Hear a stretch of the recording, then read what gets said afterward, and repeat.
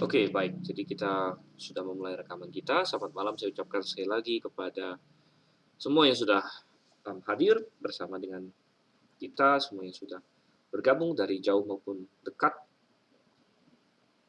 Dan ya, malam ini di Jakarta tadi barusan turun hujan lumayan deras.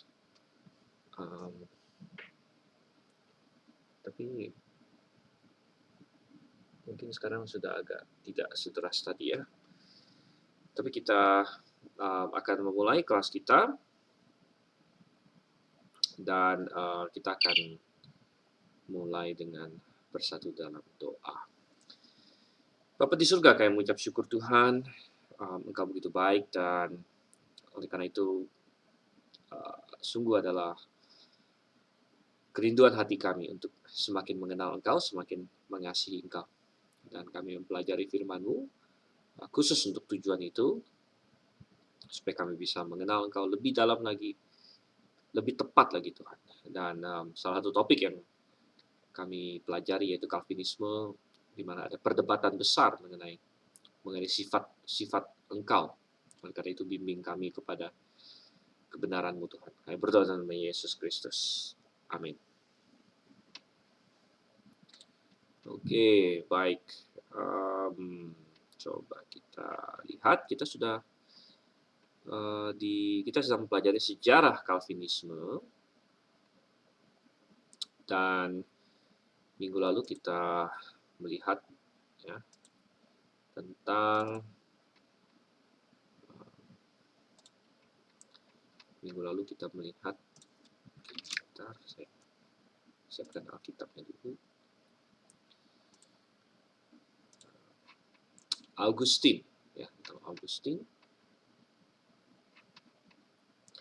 Kenapa kita belajar Augustine nih? Patut untuk diingat lagi, kita belajar Augustine karena Calvin sendiri mengakui dan Calvinis juga mengakui bahwa banyak sekali ide-ide Calvin mengenai pemilihan dan lain sebagainya dan kasih karunia dan lain sebagainya itu dia dapatkan dari Augustine juga. Oleh karena itu penting bagi kita untuk memahami tentang Augustine. Dan ya, Augustine ya kita sebut dia salah satu tokoh awal kekristenan. Saya sudah bahas itu sedikit minggu lalu bahwa dia disebut bapak-bapak gereja oleh salah satu dari bapak-bapak gereja oleh banyak orang Kristen, tapi istilah bapak-bapak gereja itu sebenarnya adalah istilah yang kurang tepat sebenarnya ya, secara teologis juga kurang tepat, tidak cocok dengan teologi jemaat lokal yang kita miliki. Dan banyak sekali tokoh-tokoh yang disebut bapak-bapak gereja itu banyak yang memegang kepada kesalahan-kesalahan dalam berbagai doktrin sebenarnya. Dan Augustine dipuji-puji, tetapi kemarin kita melihat bahwa Augustine ternyata memegang kepada banyak sekali kesalahan, ya, banyak sekali kesalahan. Mulai dari kalau kita lihat di sini banyak sekali pandangan dia cocok dengan Katolik, karena itu dia disebut salah satu dari bapak Katolik, ya, bapak dari Roma Katolik, salah satu doktor gereja Katolik maksudnya. Pandangan dia tentang baptisan sangat kacau. Dia percaya yang kita sebut sebagai baptismal regeneration, bahwa seseorang dilahirbarukan pada saat dia dibaptis. Itu. Dia mengajarkan adanya purgatori. Dia percaya kitab-kitab apokripa adalah firman Tuhan. Dia menekankan gereja universal. Ini sudah kita bahas semuanya, jadi kita cepat-cepat saja. Pandangan dia tentang hubungan seksual juga salah karena di latar belakangi oleh pengalaman pribadi dia.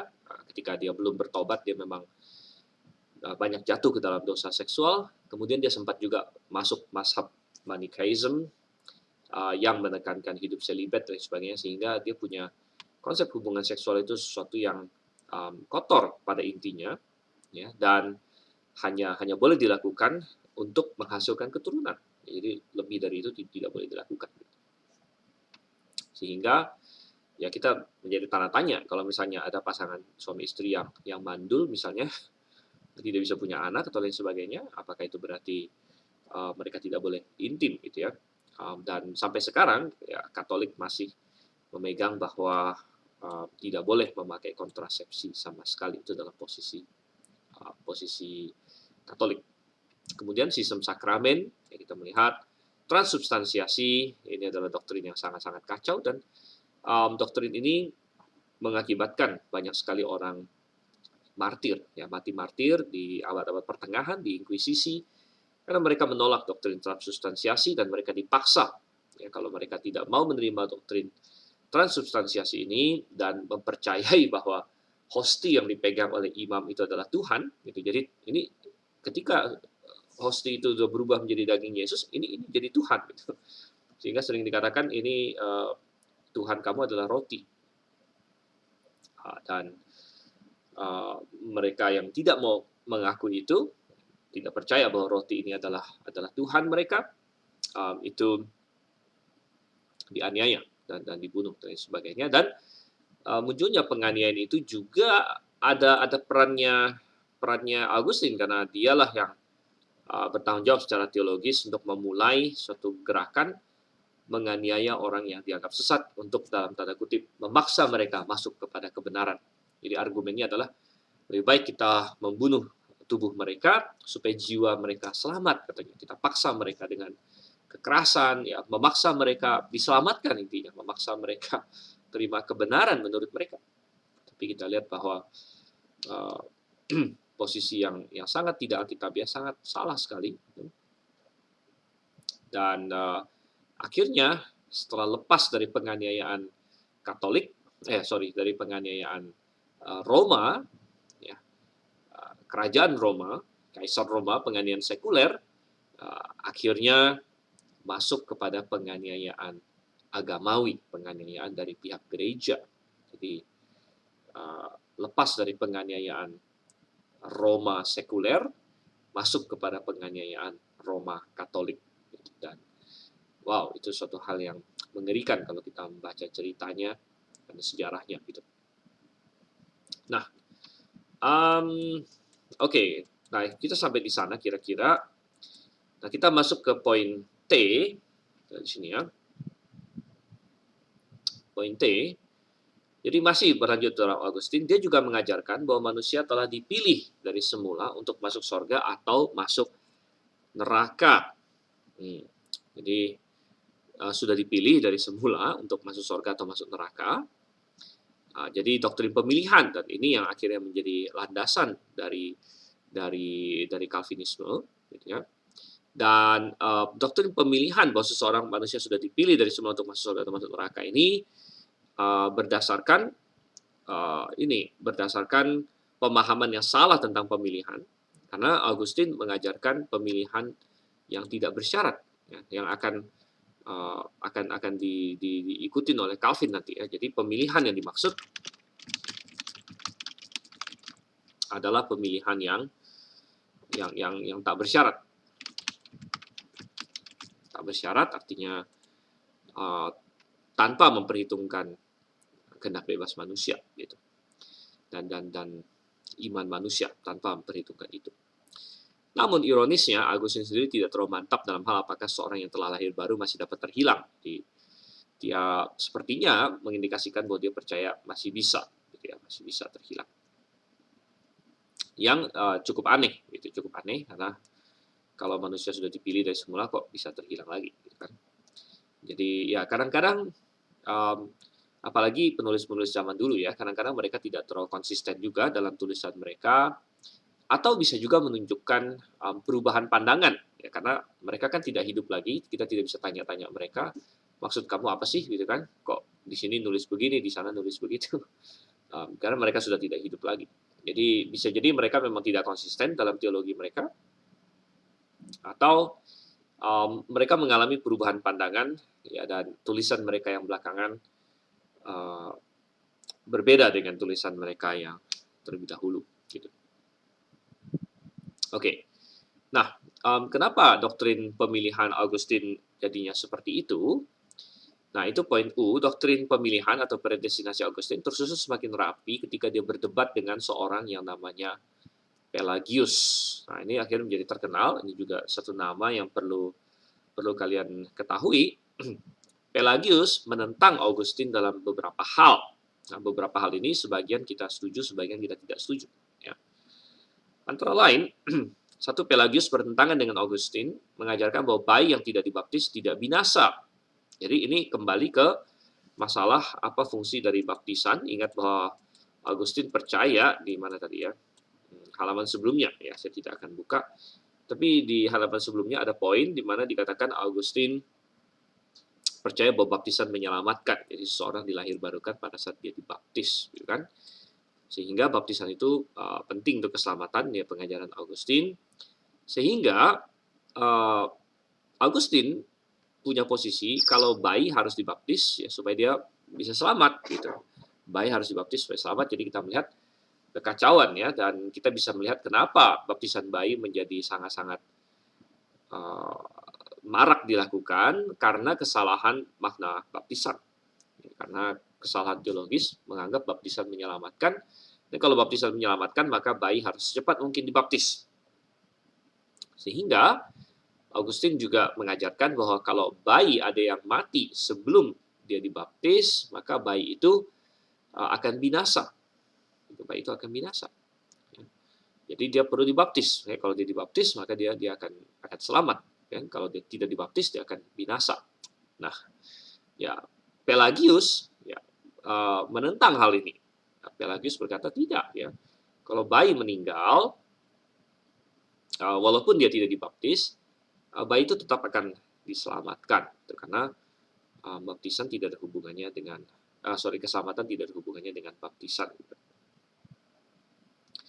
Ya, dan ya oke, dalam poin yang satu ini sebenarnya Pelagius malah lebih benar daripada Augustine dalam poin yang satu ini. Ya. Kemudian Pelagius menekankan bahwa manusia memiliki kehendak bebas dan bisa berbuat baik dan melakukan hukum Allah. Oke, jadi Pelagius menekankan manusia memiliki kehendak bebas, dan poin ini sih kita setuju. Ya. Dan kemudian Pelagius berkata bahwa manusia bisa berbuat baik dan melakukan hukum Allah. Gitu ya. Dan ya intinya Pelagius menentang atau Pelagius menolak bahwa seluruh umat manusia jatuh bersama dengan Adam. Ya, nah, dalam hal ini Pelagius salah, gitu ya. Jadi Pelagius menolak bahwa seluruh umat manusia jatuh dalam Adam, sehingga dia percaya bahwa ketika Adam jatuh dalam dosa, yang jatuh itu cuma Adam saja.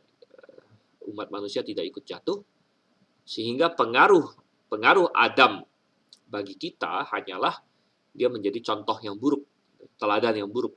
Ya, sebenarnya setiap manusia ya tetap istilahnya seperti Adam, gitu. Seperti Adam masih polos, gitu. Dan setelah itu manusia masing-masing harus pilih, gitu. Sehingga semua manusia bisa memilih seperti Adam untuk taat terus sama Tuhan, dan bisa juga untuk memilih untuk tidak taat sama Tuhan, gitu ya. Nah, dalam hal ini Pelagius salah sebenarnya, karena Alkitab mengajarkan bahwa ketika Adam jatuh dalam dosa, semua manusia ikut jatuh bersama dengan dia. Dan ketika seorang bayi dilahirkan pun tidak dilahirkan dalam kondisi netral sebenarnya. Kalau kita ingat Daud ya, ketika dia mengaku dosa dia ada berkata, aku dikandung dalam kesalahan, aku dikandung dalam dosa. Jadi tidak benar bahwa setiap bayi itu dalam posisi netral, gitu, seperti Adam, gitu. Tidak. Memang semua manusia setelah Adam lahir pun sudah di dalam dosa sebenarnya, ya, sudah di bawah pengaruh dosa, sehingga dengan sendirinya tidak bisa menyelamatkan dirinya. Nah, di sini letak kesalahan Pelagius. Sehingga dikatakan oleh para penentangnya bahwa Pelagius mengajarkan manusia bisa diselamatkan melalui perbuatan baiknya sendiri. Ini adalah suatu kesalahan tuh ya, tapi informasi ini kebanyakan berasal dari para penentangnya. Jadi informasi tentang Pelagius kebanyakan itu kita dapatkan apa yang dia percaya segala macam itu kebanyakan didapatkan dari para penentangnya. Nah, ini kadang-kadang berbahaya karena kadang-kadang para penentang itu tidak terlalu objektif dalam melaporkan apa yang seseorang percaya, gitu kan. Ya, jadi um, ya kalau benar Pelagius mengajarkan ini dan oke lah kita anggap benar misalnya, ya karena saya juga tidak kenal Pelagius dan tidak ada urusan apa-apa mau membela dia sebenarnya, dan kita anggap saja memang Pelagius memang mengajarkan ini sesuai dengan katakanlah bukti-bukti yang ada, gitu, maka memang Pelagius ini mengajarkan suatu kesalahan, suatu kesesatan, gitu ya. Nah, tetapi kesalahannya Augustine adalah dia menentang kesalahannya Pelagius terlalu ekstrim sehingga jatuh kepada kesalahan yang satunya lagi, begitu. Jadi kalau Pelagius mengajarkan bahwa manusia bisa diselamatkan dari perbuatan baik dia sendiri, jadi dengan perbuatan baik dia sendiri, ya dia bisa diselamatkan karena manusia itu masih netral, begitu, dia anggap masih netral, dia mulai dengan netral, jadi masih seperti Adam gitu sebelum jatuh dalam dosa, ya. Sehingga manusia bisa memilih Tuhan dengan sendirinya, ya, tanpa perlu kasih karunia, begitulah ya. Jadi sering dikatakan bahwa Pelagius mengajarkan manusia bisa diselamatkan tanpa kasih karunia. Itu yang sering dinyatakan, itu yang diajarkan Pelagius. Nah, apakah benar Pelagius mengajarkan itu? Sekali lagi, saya tidak tahu pasti sebenarnya ya, karena saya bukan ahli sejarah sih ya. Jadi teologi itu memang sangat luas ya, teologi sangat luas. Jadi ya sama seperti dokter. Kalau dokter itu kan lalu ada banyak spesialis itu ya, spesialis. Karena nggak mungkin satu orang dokter itu bisa pelajari semuanya. Ya, akhirnya jadi spesialis penyakit dalam dan sebagainya. Nah, teologi juga sangat luas sebenarnya. Ada banyak sekali hal yang bisa dipelajari. Ya, dan misalnya kalau kita bicara soal belajar teologi ya di STT atau lain sebagainya, sampai ke gelar doktor lain sebagainya, atau didaskalos yang kita bicarakan minggu lalu, dan didaskalos, ya kita mau berfokus di bidang apa begitu. Nah, ada sebagian orang dia fokus ke bidang sejarah, jadi sejarah Kristen, sejarah ini. Jadi banyak membaca ya karya-karya tulisan-tulisan dan sejarah segala macam ya. Dan itu ada gunanya juga tentunya, saya tidak berkata tidak ada guna sama sekali. Ya, tapi ya itu bukan apa ya, fokus perhatian saya secara pribadi. Saya lebih ke eksegesis dan sistematika teologi, bahasa asli Alkitab, itu aja udah banyak sekali. Ya. Di STT lain atau di dunia teologi kadang-kadang dibagi lagi, ada orang yang mau fokus perjanjian baru, ada orang mau fokus perjanjian lama dan sebagainya ya. Saya berusaha karena Alkitab kan perjanjian baru, perjanjian lama, jadi dua-duanya kita harus pelajari sebenarnya, gitu ya. Ya, tapi ada orang fokus sejarah, jadi saya belum pernah baca tulisannya Pelagius secara langsung. Jadi saya hanya menyarikan dari sumber-sumber yang saya baca juga. Nah, menurut sebagian sumber Calvinis, bahwa Pelagius mengajarkan bahwa manusia bisa selamat tanpa kasih karunia. Jadi selamatkan melalui perbuatan baik dia sendiri. Ya. Tapi saya ada baca juga buku-buku tertentu ya, yang sebenarnya bukan membela Pelagius gimana, tapi mengatakan bahwa itu sebenarnya kurang tepat ya. Pelagius tidak pernah mengatakan demikian. Pelagius tetap percaya kasih karunia dan lain sebagainya. Oke, tapi intinya akhirnya ya, yang banyak dikenal oleh orang ya, banyak dikenal oleh orang adalah posisi Pelagius, itu posisi bahwa manusia bisa selamat dengan perbuatan baik dia, tidak memerlukan kasih karunia, jadi bisa bisa menyelamatkan dirinya sendirilah intinya, begitu ya. Bisa menyelamatkan dirinya sendiri. Nah, kalau memang itu yang diajarkan Pelagius, sekali lagi, ya, kalau memang itu yang diajarkan Pelagius, maka itu adalah suatu hal yang jelas sesat, gitu, jelas salah, jelas bertentangan dengan Alkitab. Ya. Nah, Alkitab jelas mengajarkan manusia tidak bisa diselamatkan dari perbuatan baik dia dan memerlukan kasih karunia Tuhan. Nah, tetapi sekali lagi kita bilang, Augustine akhirnya menentang itu, tapi dia lari ke ekstrim yang satu lagi, karena saking dia mau menjauhi posisinya Pelagius, saking dia mau menjauhi posisi Pelagius, akhirnya apa yang terjadi adalah dia akhirnya mengatakan bahwa manusia tidak ada andil sama sekali, tidak ada respon sama sekali yang dituntut, ya. Jadi artinya Tuhan yang tentukan dari awal sampai akhir, ya, tanpa menuntut atau tanpa melihat respon manusia, gitu. Nah, akhirnya sampailah kita kepada posisi Calvinis ujung-ujungnya, ya, posisi Calvinis. Nah, jadi kita bilang, wow, ini sudah ekstrim satu lagi. Yang satu, Pelagian mengajarkan bahwa manusia bisa menyelamatkan diri sendiri. Ini salah, kita bilang. Tapi posisi Calvinis yang mengatakan bahwa Tuhan tidak menuntut tanggung jawab manusia sebenarnya, atau tidak menuntut tanggung jawab manusia, inti ini dalam Calvinis, ya, tidak ada tanggung jawab manusia yang sama sekali. Ini juga salah sebenarnya, ya, karena Alkitab jelas mengatakan bahwa manusia tidak bisa menyelamatkan diri sendiri, tapi ada tanggung jawab yang Tuhan tuntut. Tanggung jawab itu adalah percaya dan bertobat pada Tuhan Yesus. Itu bukan pekerjaan. Gitu. Nah, sehingga posisi yang Alkitabiah sebenarnya adalah posisi bahwa manusia tidak bisa menyelamatkan dirinya sendiri, tapi harus bergantung kepada kasih karunia Tuhan. Tapi kasih karunia Tuhan itu harus diterima melalui iman dan percaya. Iman dan percaya. Nah, seringkali Calvinis akan menyerang posisi Alkitabiah ini. Dia akan bilang ini semi Pelagian. Nah, jadi ini ya, ini yang perlu ini ya. Ada Pelagian, ini posisi Pelagian, ya. Posisi Pelagian. Ya.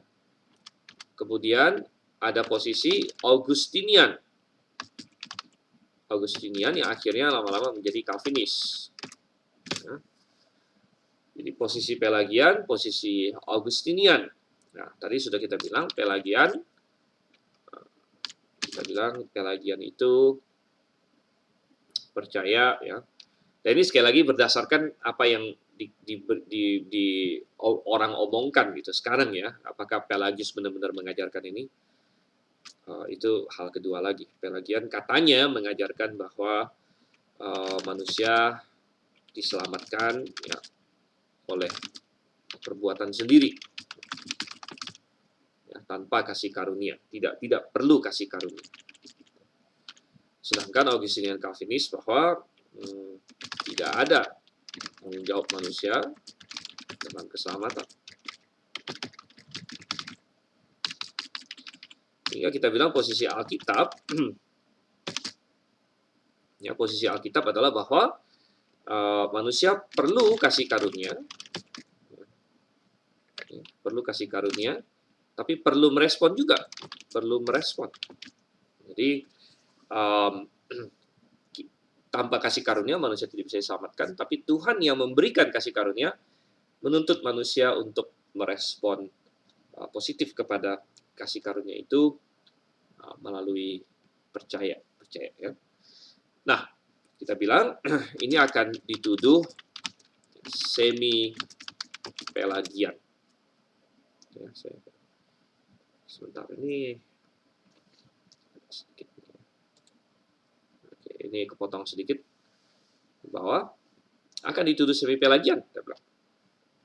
Jadi nanti kalian akan sering mendengar kalau kadang-kadang membaca tulisan Calvinis ya bahwa um, ingat bahwa Calvinis kan sering menganggap yang non Calvinis itu Arminian. Jadi Arminian itu sering dibilang oh Arminian itu semi Pelagian. Semi Pelagian berarti di antara ini dengan ini, di antara Pelagian dengan Augustinian. Tapi sebenarnya ini agak aneh ya. Karena kita bilang kenapa perlu dikatakan semi Pelagian? Ya. Bisa juga kita bilang kalau mau itu kan kenapa tidak disebut misalnya semi Augustinian?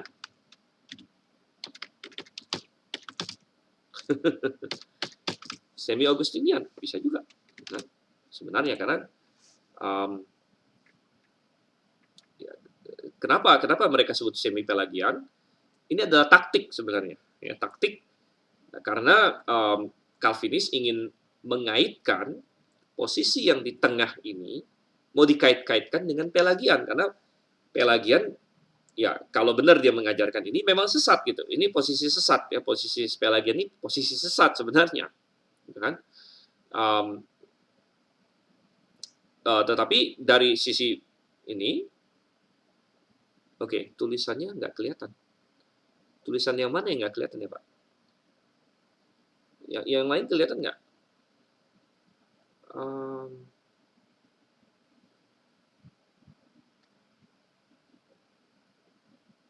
Memang ada yang kepotong sedikit ini di bawah karena tadi saya bikin fieldnya kurang gede. Fieldnya kurang gede.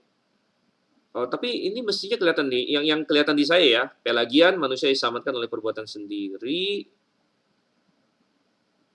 Alkitab perlu kasih karunia, perlu merespon, dituduh semi Pelagian, kebaca nggak? Terus Augustinian, Calvinis tidak ada tanggung jawab manusia dalam, nah ini kepotong tadi kita bilang, dalam ini, dalam apa? Dalam keselamatan. Yang merah kelihatan, kemudian ada satu yang biru saya tulis semi Augustinian, mestinya kelihatan juga.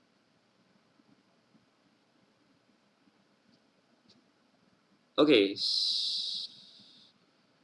Di saya kelihatan dan sepertinya di sebagian orang kelihatan, saya belum. Ya, mungkin Pak Ori harus refresh atau bagaimana.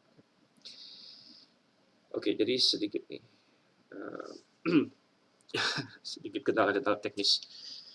Jadi ya tadi kita bilang akhirnya dituduh semi Pelagian ya, semi Pelagian karena sekali lagi Calvinis punya taktik, dia mau coba untuk mengaitkannya dengan Pelagius karena Pelagius kan memang dianggap sesat gitu. Jadi kamu itu setengah sesat gitu.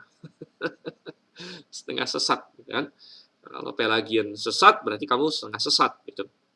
Ya padahal sebenarnya bisa juga disebut semi Augustinian kalau mau. Tapi makanya itulah alasannya kenapa di GBIA, di Grave, di Kids di sini kita biasanya tidak memakai label-label ini, kita tidak memakai label Arminian atau Pelagian atau semi Pelagian atau kita bilang pokoknya kita ajarkan yang Alkitabiah saja gitu ya, karena ada bahaya untuk ini ya memakai istilah-istilah seperti ini. Gitu. Oke, sebentar.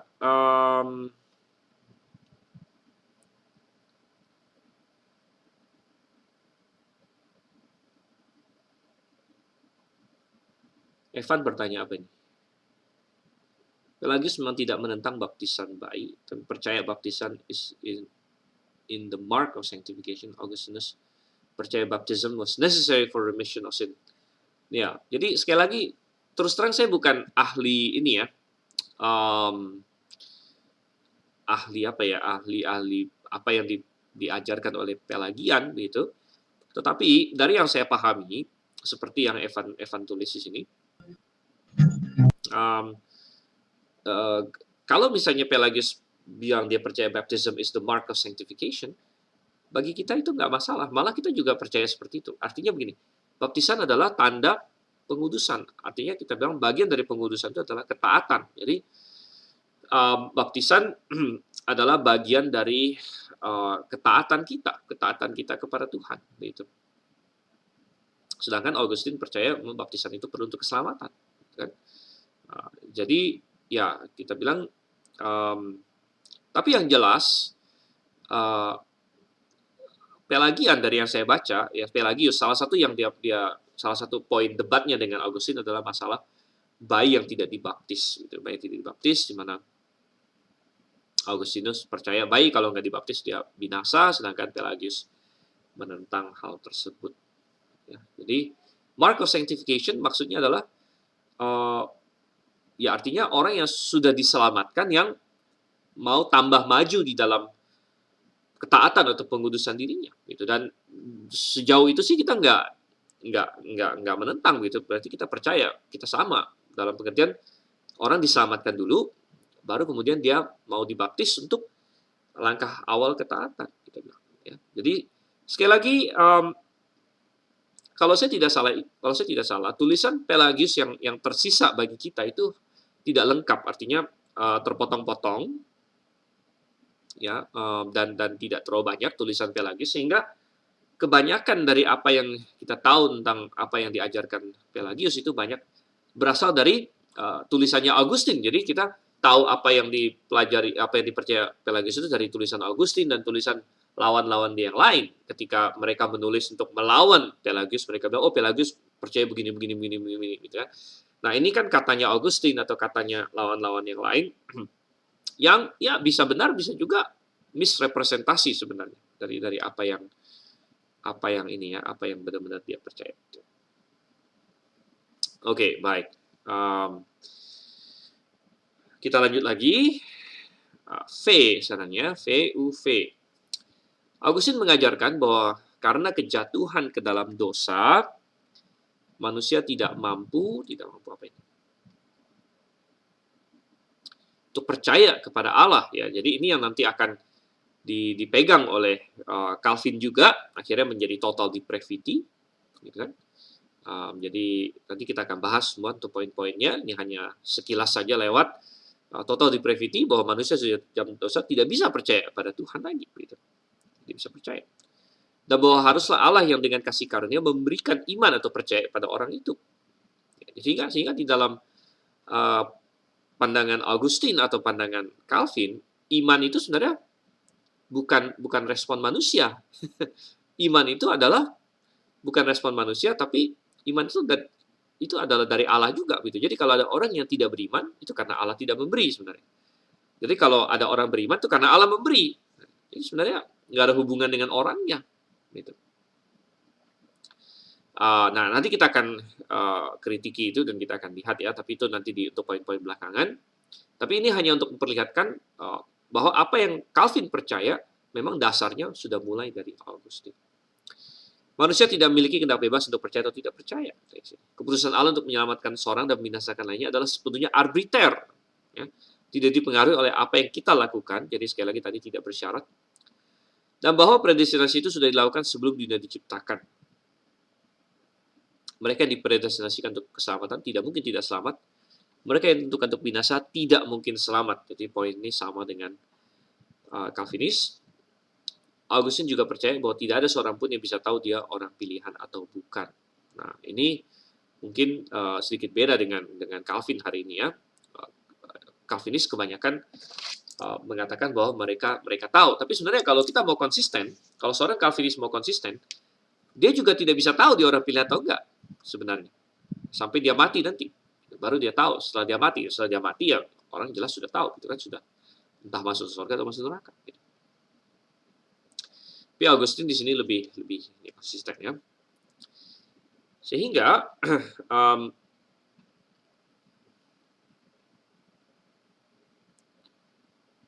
Oke, sebentar saya jawab dulu pertanyaan Evan karena ini ada muncul pertanyaan lain. Oke, maaf Pak, tapi ini pengudusan, kalau kita setuju atau sama dengan Pelagius, artinya ketika kita diselamatkan masih belum cukup. Harus masuk tahap berikutnya yaitu dibaptis untuk pengudusan sanctification. Terima kasih Pak. Ya baik. Jadi begini, nomor satu, ya saya tidak berkata kita sama dengan Pelagius juga ya, karena saya terus terang tidak begitu jelas apa yang dimaksud oleh si Pelagius di situ. Tetapi kita harus pahami begini, kalau dari kata-kata yang kamu tulis itu saja, itu nggak ada masalah di situ ya. Karena kenapa begitu? Begini, makanya ini harus saya jelaskan lagi. Di dalam keselamatan, dalam keselamatan. Coba ini saya tulis di mana? Oke, saya tulis di sini di atas ini ya.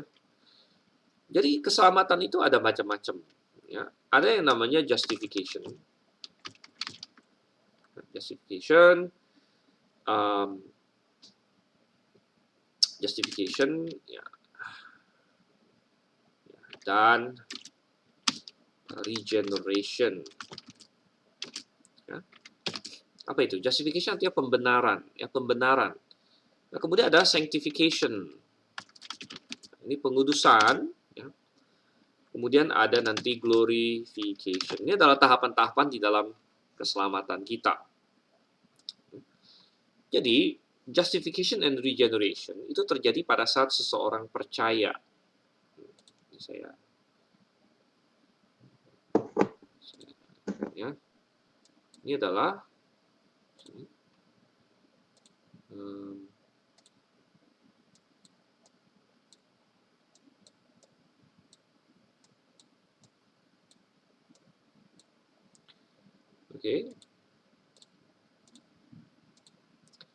justification dan regeneration adalah saat kita percaya. Ketika kita percaya, kita dibenarkan.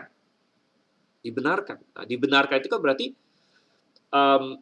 tadinya kita orang berdosa, orang bersalah, kemudian kita dinyatakan, enggak, kamu sekarang benar. Benar atas dasar Yesus Kristus. Kita justified, gitu kan? Dan ketika kita dibenarkan itu juga, justification, kita mendapatkan yang kita sebut sebagai kekudusan posisi. Jadi, sudah dianggap orang benar, dianggap orang kudus. Gitu ya. Dan kita dilahirbarukan. Tetapi apakah kita benar-benar sudah punya karakter yang kudus? Tidak. Nah, untuk membangun karakter yang kudus, itulah proses sanctification. Ya, pengudusan. Kan? Pengudusan. Nah, ini terjadi sejak percaya sampai kita mati. Gitu. Sejak percaya sampai kita mati, kita mengalami proses pengudusan karakter. Kita menjadi semakin kudus dalam karakter kita, dalam kehidupan kita. Ini prosesnya. Dan barulah nanti kalau kita sudah mati, kita mengalami glorification. Glorification adalah pemuliaan, di mana kita mendapatkan ya, tubuh kemuliaan, dan kita diubah lah. Gitu. Kita diubah, kita mendapatkan tubuh kemuliaan, kita diubah, dan kita berhenti berdosa sama sekali ya, dalam glorification.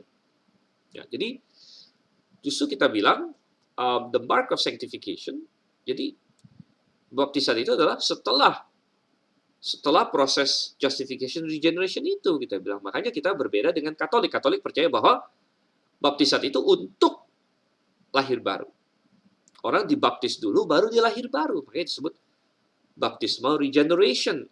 Dan seperti Augustine percaya tadi yang kamu sendiri tulis, baptism for the remission of sin. Jadi dibaptis dulu, baru dosanya diselesaikan. Berarti dibaptis dulu, baru dijustify. Jadi dalam skemanya Katolik, skemanya Augustinus, baptis dulu di depan sini, baru justification, regeneration, dan lain sebagainya. Tapi kita percaya bahwa justification, regeneration berbarengan ketika seorang percaya atau setelah dia percaya. Barulah setelah itu orang memberi diri dibaptis. Jadi dibaptis itu adalah setelah justification, regeneration, dan sudah masuk dalam proses sanctification ini. Artinya, seseorang yang sudah diselamatkan, dia akan mau memberi diri dibaptis sebagai ketaatan kepada Tuhan. Ketaatan kepada Tuhan, dan sebagai bukti keselamatannya, dia mau memberi diri dibaptis. Makanya itu adalah salah satu bagian dari sanctification, gitu. Itu nggak ada masalah di situ. Ya. Salah satu dari sanctification. Jadi bukan dalam pengertian baptisan itu menambahkan kekudusan kita dalam pengertian untuk keselamatan, bukan. Ya, tapi menambahkan merupakan bagian dari kekudusan kita dalam pengertian dalam usaha kita mengejar karakter yang kudus. Karena mengejar karakter yang kudus kan berarti kita mau melakukan kehendak Tuhan, perintah Tuhan. Misalnya Tuhan perintahkan kita um, perintahkan kita apa? Ada perintah yang jangan, ada perintah yang harus. Berdoalah kamu senantiasa. Lalu kalau kita berdoa, yaitu bagian dari kita menaati perintah Tuhan, lalu bagian dari proses sanctification. Termasuk salah satu perintah Tuhan adalah berilah dirimu dibaptis. Kita memberi diri dibaptis adalah bagian dari ketaatan kita kepada Tuhan. Ya. Oke, saya harap cukup jelas di situ. Dan kita melihat lagi di sini, ya, sehingga di poin W di sini, di poin W, sangat mengherankan ya bahwa orang yang sesat Augustine, ya, jadi kalau kita tarik-tarik ya, dan kita simpulkan, Augustine ini pengajarannya bukan hanya kesalahan minor sebenarnya.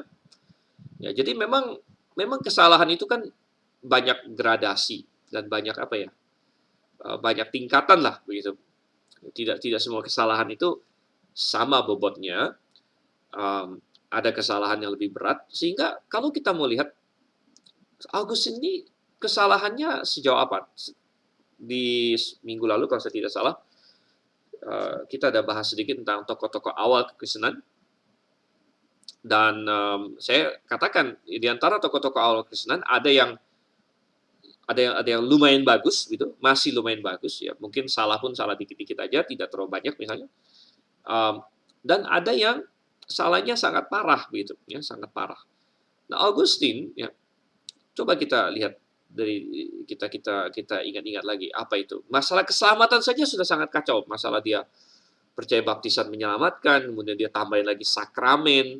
Ya, kita nggak usah ngomongin Calvinisnya lah, ya, yang menjadi bibit-bibit Calvinis, karena itu kan yang sedang diperdebatkan. Mungkin kalau orang Calvinis dia nggak akan setuju bahwa doktrin predestinasinya Augustine itu salah gitu. Dia kan anggap itu benar. Oke, jadi kita nggak usah ngomongin itu. Tapi Calvinis kan kebanyakan orang Protestan, namanya Calvinis kan Protestan. Kalau Protestan kan tidak setuju dengan doktrin Katolik, ya, tidak setuju bahwa baptisan menyelamatkan, Calvinis biasanya. Tidak setuju dengan sistem sakramennya Katolik, ya, tidak setuju dengan purgatori. Ini kan Calvinis.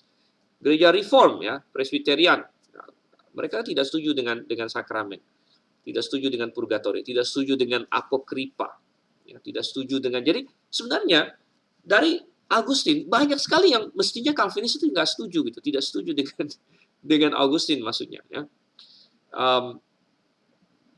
Masalah Maria lah dan lain sebagainya. Ya, banyak sekali. Ya, jadi saya heran bahwa ada Calvinis yang seolah-olah menutup mata terhadap segala kesalahan Augustine yang begitu banyak itu, ya, ditutup mata tentang itu karena mereka melihat bahwa Augustine mengajarkan ya, cikal bakal dari Calvinisme.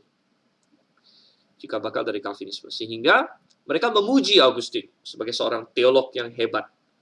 Ya, sebagai seorang yang mengajarkan kasih karunia dan sebagainya. Tapi kok kontradiktif gitu, mengajarkan kasih karunia tapi perlu baptisan gitu. Bagaimana caranya gitu? Baptisan untuk diselamatkan tapi kasih karunia. Bagaimana kalau Tuhan tentukan seorang diselamatkan, tapi kemudian dia nggak dibaptis misalnya? Kan jadi aneh gitu. Jadi kita sudah membaca bahwa mereka sangat memuji Augustine. Tujuan ini bukan untuk menjelek-jelekan Augustine sebenarnya. Saya juga tidak kenal Augustine secara pribadi. Jadi kita di sini bukan menjelekkan Augustine atau lain sebagainya. Kita ingin menyelidiki apa adanya. Sebenarnya Augustine percaya apa? Dan hanya ingin menggambarkan bahwa Augustine memegang banyak sekali kesalahan, ya, sehingga Augustine bukanlah seorang teolog yang sangat bisa dipercaya sebenarnya, ya.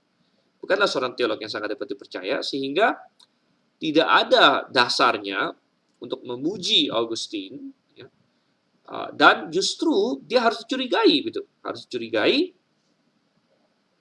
Dan sangat heran ya bahwa banyak orang reform, orang Calvinis sekarang yang menganggap Augustine sebagai seorang yang luar biasa ortodoks, ya, luar biasa ortodoks maksudnya sesuai dengan iman yang benar gitu ya. Bahkan sebagai pencetus reformasi.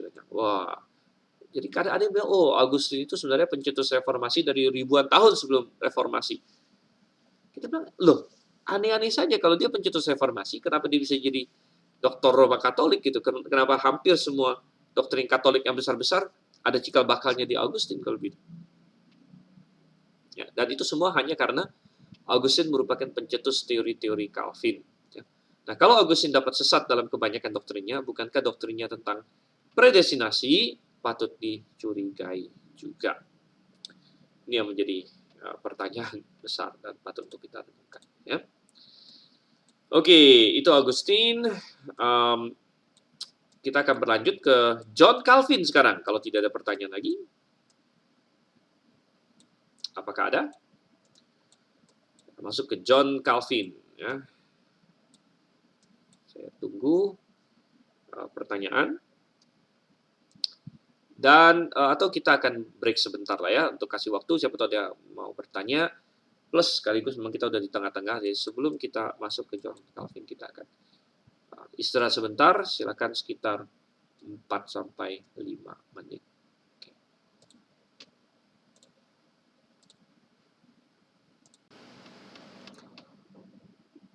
Oke, setelah break kita akan lanjutkan lagi.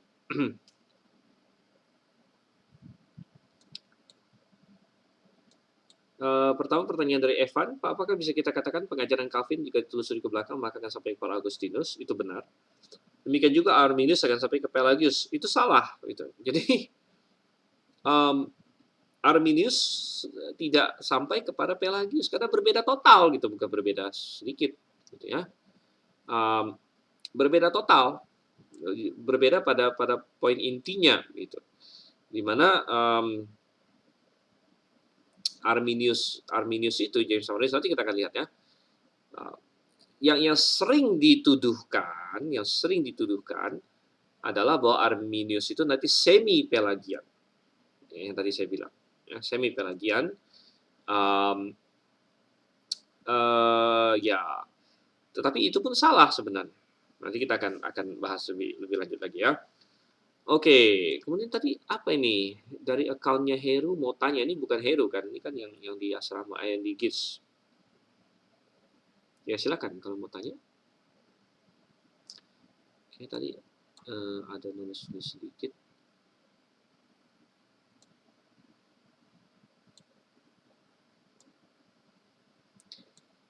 Oke, baik. Dan ya langsung saja kalau gitu kita lanjut ke belum ada yang bertanya lagi. Kita akan masuk ke materi selanjutnya yaitu John Calvin itu sendiri. John Calvin ya. Dan ini tokoh utamanya tentunya. Karena namanya Calvinisme.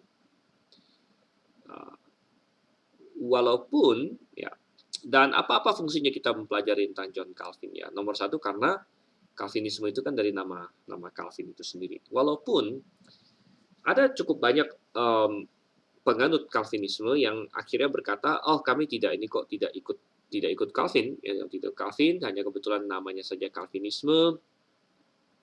Dan oke, baik itu fair saja sih ya. Tapi ya bagaimanapun juga namanya Calvinisme dan mau tidak mau begitu ya, mau tidak mau apa yang dilakukan oleh Calvin berdampak juga kepada ini ya, masalah Calvinisme sih. Oke, sebelum masuk ada pertanyaan dari Pak Solihin, Augustine sebagai pencetus teori Calvin, di mana titik peralihan kedua pandangan? Kalau dibilang peralihan mungkin tidak ada peralihan ya, hanya Calvin lebih menajamkan saja, dan mungkin Augustine dalam beberapa poin masih kurang begitu jelas atau kurang begitu konsisten ya, seperti Augustine masih sepertinya percaya keselamatan nanti ada yang bisa terhilang dan lain sebagainya, ya itu sebenarnya tidak konsisten sih dengan pandangan dia sendiri. Intinya Calvin mengambil teorinya Augustine dan membuatnya lebih sistematis, lebih konsisten lagi sebenarnya. Tapi sebenarnya sudah sama dalam poin-poin intinya gitu. Hanya dipertajam dan lebih konsisten dan diperluas lagi sebenarnya ya. Oke, John Calvin lahir di kota namanya Noyon, ini di Prancis. Prancis, jadi John Calvin itu orang Prancis gitu. Orang Prancis sebenarnya. Kalau Augustine kan orang Afrika sebenarnya, dia lahir di Afrika. Orang Afrika. Kalau kita pikir orang Afrika, seringkali kita pikir orang kulit hitam, tapi bukan ya, tidak semuanya. Dan nama John Calvin sebenarnya adalah John Calvin di sini. Jean, ini biasanya kalau orang Prancis baca Jean. Kalau saya tidak salah, Prancis saya tidak begitu tahu, tapi Jean biasanya orang bilang Jean Calvin, 10 Juli 1509. 1509 berarti apa? Berarti ya ini apa saja nih yang penting 1509. Kalau kita bilang reformasi dicetuskan oleh Martin Luther itu 1517 ya. Jadi waktu Martin Luther memulai reformasi 1517, Calvin itu masih sangat muda, masih anak-anak, masih berapa? 8 tahun. Jadi jelas Martin Luther yang lebih senior, dan Calvin belakangan muncul sebagai tokoh Protestan, tokoh reformasi selanjutnya.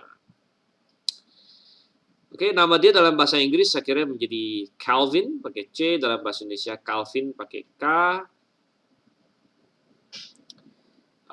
dan John-nya menjadi John bahasa Inggris, dalam bahasa Indonesia Yohanes. Ya, sebenarnya ini saya kurang tidak begitu konsisten saya. Bisa saya ubah. Kalau saya pakai John, mesti saya pakai C sini Calvin. Kalau pakai Calvin K, berarti bahasa Indonesia misalnya Yohanes Calvin. Oke, tapi inilah ya. Dia anak kedua, ayahnya bernama Gerald Calvin. Dia punya 5 saudara laki-laki, 2 mati anak, 2 saudara perempuan. Oke, ini tidak terlalu penting sebenarnya, tapi sekedar memberikan informasi biografisnya Calvin saja. Nah, kemudian pada tahun 1523 berarti reformasi sudah berkembang dan Martin Luther sudah menyerukan reformasi dan Eropa sudah terbakar oleh api reformasi sebenarnya di berbagai tempat. Dan tahun 1523 Calvin belajar di Universitas Paris. Yang dia pelajari adalah Latin dan filosofi waktu itu ya. Latin dan filosofi. Kemudian Calvin adalah tentu pribadi yang secara akademik pintar, sangat maju dalam pendidikannya, lalu dipindahkan oleh ayah untuk belajar hukum di Universitas Orleans. Tidak begitu jelas kapan dia diselamatkan, dan Calvin sendiri tidak banyak menceritakan tentang pengalaman keselamatan dia atau kapan dia diselamatkan. Tidak banyak ya, tidak banyak dia memberikan kesaksian itu. Ada sekitar dari tulisan-tulisan dia kita dapatkan 2 kali saja. 2 kali dia bercerita tentang pertobatannya. Di cerita yang satu ia berkata bahwa Allah tiba-tiba mengubah pikirannya. Cerita yang kedua dia menggambarkan pergumulan internal yang panjang dengan keluhan dan air mata. Oke, jadi sampai dengan Juni 1533 berarti dia usia berapa? 24 tahun. Calvin masih seorang Katolik, jadi dia masih berada di dalam gereja Katolik sampai dengan Juni 1533. Dan dia masih membantu seorang wanita masuk menjadi seorang biarawati. Barulah pada 4 Mei 1534, Calvin mengundurkan diri dari posisi dan gaji bulanan yang ia terima dari katedral di Noyon. Jadi dia waktu itu sudah bekerja pada gereja Katolik sebenarnya.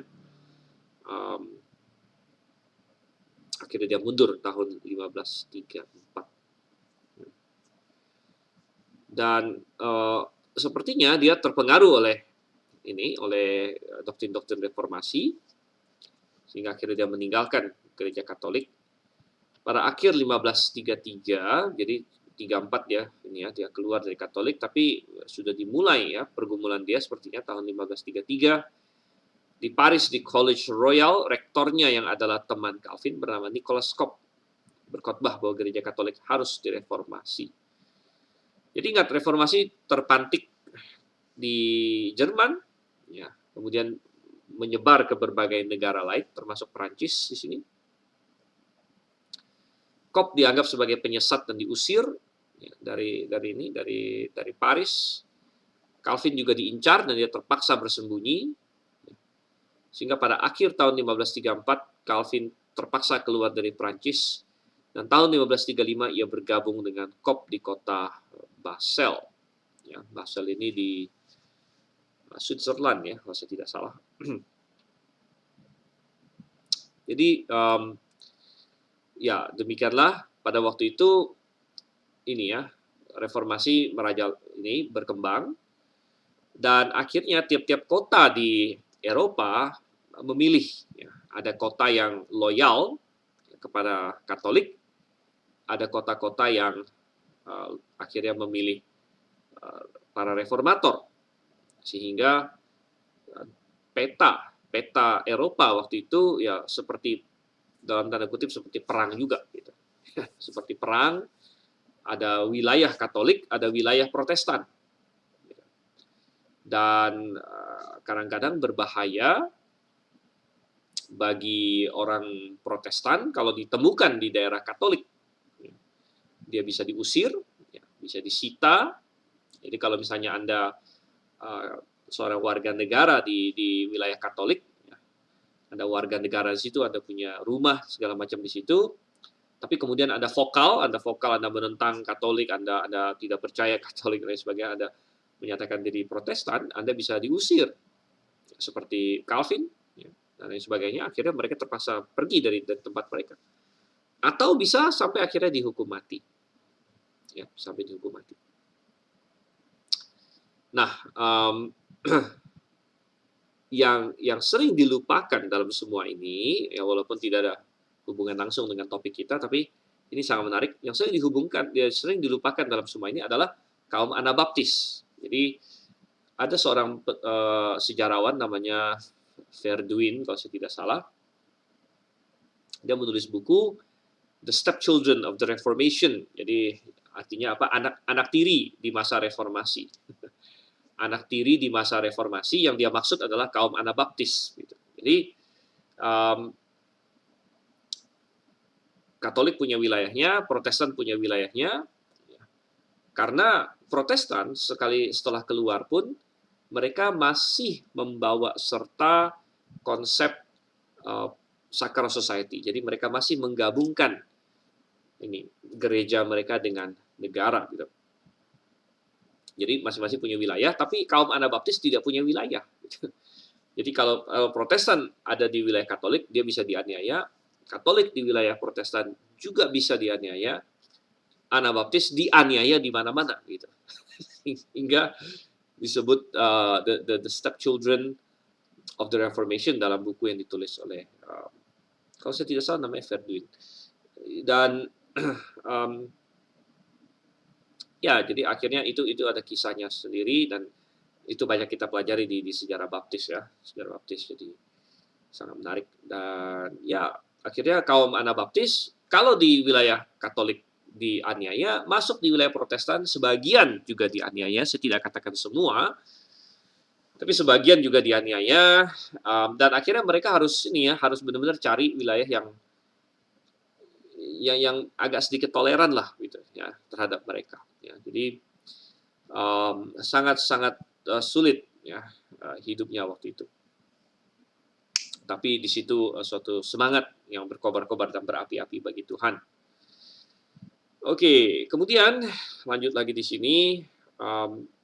Tahun 1536 Calvin menyelesaikan dan menerbitkan edisi pertama dari Institutes-nya. Ini menyelesaikan dan menerbitkan edisi pertama dari Institutes. Jadi Institutes ini pendek, ini singkatannya. Sebenarnya judul panjangnya adalah The Institutes of the Christian Religion. Jadi institusi-institusi dari agama Kristen, gitu, Institutes of the Christian Religion. Kadang-kadang dikenal juga dari judul Latinnya Institutio.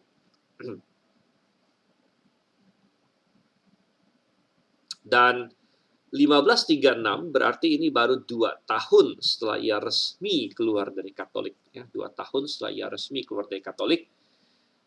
Berarti, dan dia umur berapa? 1536 dikurangin 1509 berarti dia umurnya 27 tahun. Ya, 27 tahun.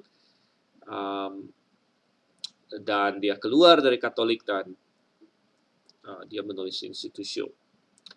Oke, Richard ada bilang apa? Dalam kata pengantar institusinya, Calvin menuliskan buku itu khusus bagi Raja Prancis. Saat itu, Calvin terlihat sangat takut sekali kepalanya dipegang sama Prancis, jadi ditegaskan tidak bermaksud menggulingkan pemerintahan Prancis. Lalu salahin kelompok Anabaptis mau dirikan kerajaan Seribu Tahun di Munster. Ya, saya yakin itu hanya propaganda Calvin. Jadi, memang sempat terjadi semacam pemberontakan di Munster, ya.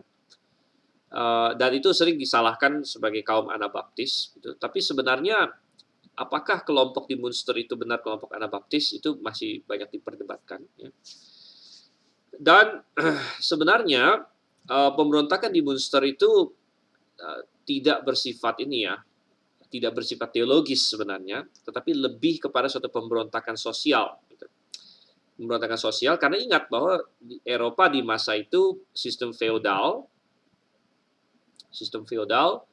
jadi ada ini ya, ada raja, ada bangsawan-bangsawan, dan kemudian ada, ya kalau Anda bukan bangsawan, ya hidup Anda susah, sulit gitu, Anda tidak punya tanah sama sekali, Anda mengerjakan tanah bangsawan, tapi hasilnya untuk dia dan lain sebagainya, Anda hanya dapat sepersekian, itu sistem feodal.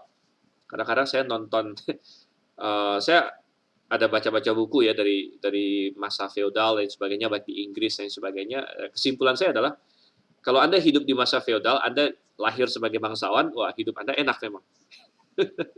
Karena wah mereka ini ya punya rumah bagus, ya berkuda ke sana kemari dan sebagainya, enak lah pokoknya. Tapi kalau Anda tidak dilahir sebagai bangsawan, ya hidup Anda lumayan sulit sebenarnya. Jadi di Munster sempat terjadi pemberontakan, tapi itu bukan pemberontakan teologis ya. Jadi melainkan lebih ke sosial begitu. Pemberontakan sosial waktu itu. Dan pemberontakan sosial yang memakai istilahnya poin-poin Alkitab tertentu ya. Mereka mengatakan bahwa semua manusia mestinya sama dan sebagainya. Yang kalau kita lihat dari sudut kacamata abad 21, ya sebenarnya benar sih gitu. Maksudnya di abad 21 ini kan kita bilang, wah nggak benar itu ada orang yang di atas orang lain, ya mestinya semua orang sama rata dan sebagainya. Nah itu yang diperjuangkan waktu itu, cuman masih terlalu cepat gitu. Jadi apa yang terjadi di Munster di situ, sebenarnya mereka ingin mengubah tatanan sosial dari feodalisme mau pindah ke sesuatu yang lebih mirip kayak demokrasi gitu ya. Tetapi ya, masyarakat belum siap pada waktu itu sehingga mereka dianggap ingin menggulingkan sistem yang ada. Dan sebenarnya itu kan belakangan terjadi di Prancis, namanya revolusi Prancis ya, revolusi Prancis di akhir abad 18, cuman yang di Prancis berhasil gitu, sedangkan yang di Munster tidak berhasil, ya tidak berhasil akhirnya dijelekkan di dalam sejarah ya, kalau berhasil ya mungkin dielu-elukan ya, sebagai pejuang demokrasi awal gitu lah ya. Oke, nah kita tidak ini itu bisa dipelajari di sejarah lah ya, sejarah baptis dan sebagainya. Oke, dan poin nomor 9, dalam perjalanannya mencari tempat yang aman, ia akhirnya tiba di Jenewa. Nah, Jenewa ini juga di Swiss ya, di Swiss sana, Switzerland. Dan dia sampai pertama tahun 1536 bersama dengan temannya William Farel. William Farel disebut juga Julian Farel yang meyakinkan dia untuk tinggal dan melayani di Jenewa. Nah, akhirnya pertama kali dia sampai di Jenewa, Dan kota Jenewa telah memutuskan untuk tidak mengikuti Roma Katolik. Ya, sekali lagi yang saya singgung tadi bahwa tiap-tiap kota itu akhirnya jadi pilih-pilih kubu, sebagian pilih-pilih kubu Katolik, sebagian pilih kubu Reformator, Reformasi. Tetapi terjadi perpecahan antara dua kubu di kota itu. Jadi di antara kaum Protestan Reformator pun akhirnya terpecah dua. Yang satu menginginkan reformasi lunak, tetapi ada sebagian lagi menginginkan reformasi radikal, yang termasuk Calvin dan Farel. Para reformator lunak ingin kekuasaan sipil mengendalikan para rohaniwan, sedangkan Calvin dan Farel ingin kota itu dikendalikan oleh gereja. Gitu. Jadi intinya apakah isinya begini? Kalau para reformator lunak ya sebenarnya menginginkan kota itu istilahnya ini ya kita bilang tidak berada di bawah gereja begitu. Ya, melainkan gereja hanyalah salah satu bagian dari kota. Tetapi Calvin dan Farel menginginkan gereja mengendalikan seluruh kota. Jadi intinya membuat suatu sacral society. Ya, membuat suatu kota yang sepenuhnya harus ngikut gerejanya dia. Nah, awalnya para reformator lunak yang menang. Reformator lunak yang menang. Dan Calvin beserta Farel diusir dari Jenewa tahun 1538 karena mereka kalah waktu itu. Mereka kalah, jadi mereka memperjuangkan ini ya gereja yang berkuasa atas semua yang lain. Akhirnya kalah dan mereka diusir. Nah, setelah diusir, dia lari ke Strasbourg. Ya, Strasbourg. Sehingga pada tahun 1540, John Calvin menikah dengan Idelette de Boer. Idelette de Boer ini janda seorang Anabaptis. Ya. Dan ya, tindakan menikah waktu itu adalah salah satu tindakan yang mengindikasikan ini benar-benar pecah dari Roma. Jadi ingat, banyak kaum reformator tadinya kan mereka adalah rohaniwan-rohaniwan Roma yang tidak menikah tadinya. Ya, Martin Luther tadinya kan seorang rahib. Dan yang lain-lain, ya, Melanchthon, segala macam. Begitu mereka mengadakan reformasi, salah satu tanda bahwa mereka sudah tidak ikut Roma adalah mereka menikah akhirnya. Karena dalam Roma kalau mau menjadi rohaniwan tidak boleh menikah gitu. Jadi menikah, dan John Calvin akhirnya menikah juga. Dia punya anak ya, tapi semua anak mereka meninggal saat masih kecil sehingga tidak ada garis keturunan Calvin dari John Calvin di sini. Idelette sendiri meninggal tahun 1549, jadi mereka menikah selama 9 tahun. Oke, kemudian 11 pada tahun 1541 konsili kota Jenewa mengirim surat undangan agar Calvin kembali melayani mereka. Jadi terjadi perubahan politik di Jenewa.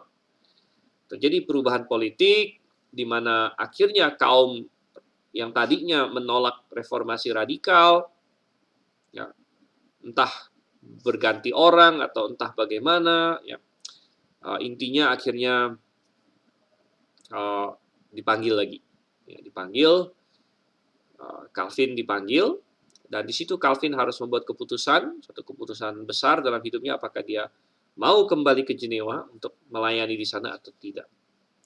Dan akhirnya dia ambil keputusan bahwa dia akan kembali ke Jenewa, dan itu menjadi keputusan besar. Akhirnya dia melayani sampai dengan matinya di Jenewa. Setelah itu, ya, dan akhirnya Jenewa menjadi pusat Calvinisme pada waktu itu. Jadi Calvin bekerja terus di Jenewa hingga kematiannya 23 tahun kemudian, tahun 1564.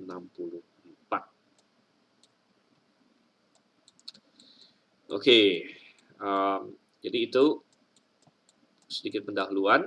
Nah, Di Jenewa inilah akhirnya Calvin istilahnya mengerjakan ya karya hidup dia membangun gereja di Jenewa, dia menyebarkan ya, doktrin dia dari Jenewa. Nah, kita lihat di sini 12 kepemerintahan Calvin di Jenewa adalah pemerintahan yang bertangan besi. Bertangan besi. Kenapa? Karena Calvin menggabungkan gereja dengan negara di Jenewa membuat suatu teokrasi sebenarnya. Nah, kita sudah bilang bahwa ini yang kita sebut sebagai konsep sacral society.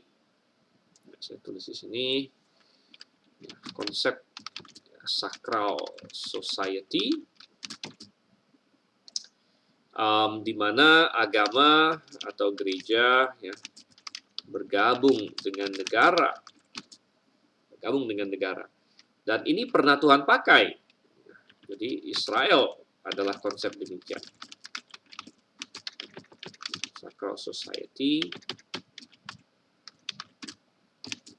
atau teokrasi kita bilang. Sehingga di dalam Israel, di dalam Perjanjian Lama terutama,